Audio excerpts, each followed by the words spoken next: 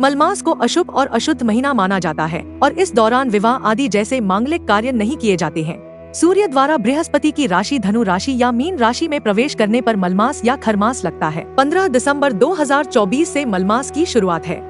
मलमास की शुरुआत भले ही साल 2024 के आखिरी महीने 15 दिसंबर को हो रही है, लेकिन इस मास की समाप्ति 14 जनवरी 2025 में होगी। सूर्य द्वारा धनु राशि से निकलकर जब दूसरी राशि में प्रवेश किया जाएगा तो मलमास समाप्त हो जाएगा।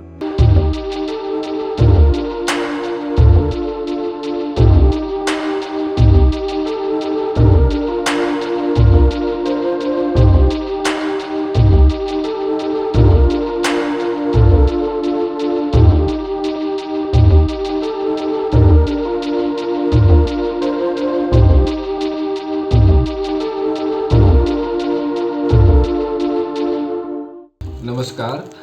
15 दिसंबर से सूर्य धनु राशि में प्रवेश हो रहे हैं।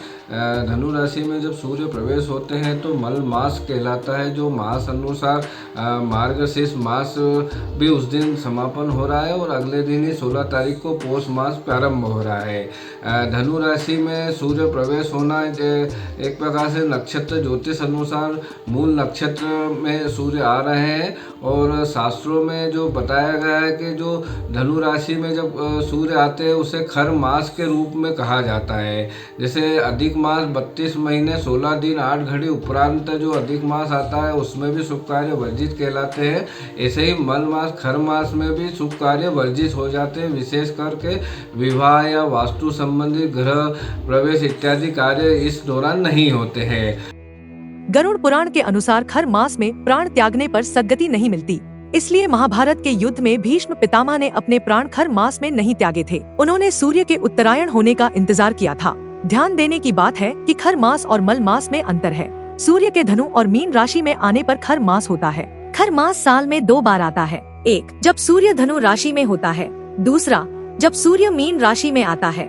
इस दौरान सूर्य का पूरा प्रभाव यानी तेज पृथ्वी के उत्तरी गोलार्ध पर नहीं पड़ता।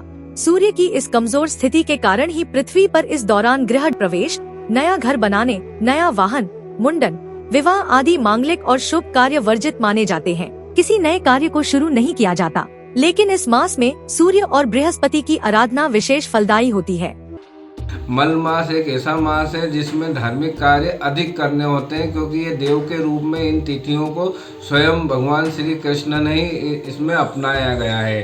शास्त्रोक्त कथा अनुसार जो बताया गया है कि सूर्य जब भ्रमण पे रहते हैं तो ऐसे में सूर्य का बल इस मास में कमजोर होता है और भौगोलिक स्थिति के अनुसार अगर देखा जाए तो ये सूर्य दक्षिणायन में होते हैं, जिसकी ऊर्जा हमें पूर्व उत्तर वालों को नहीं मिल पाती है। जब 14 जनवरी में जब सूर्य उत्तरायण होंगे फिर से शुभ कार्य प्रारंभ हो जाएंगे। इस प्रकार से इस महीने में तुलसी और भगवान विष्णु की पूजन की जाती है।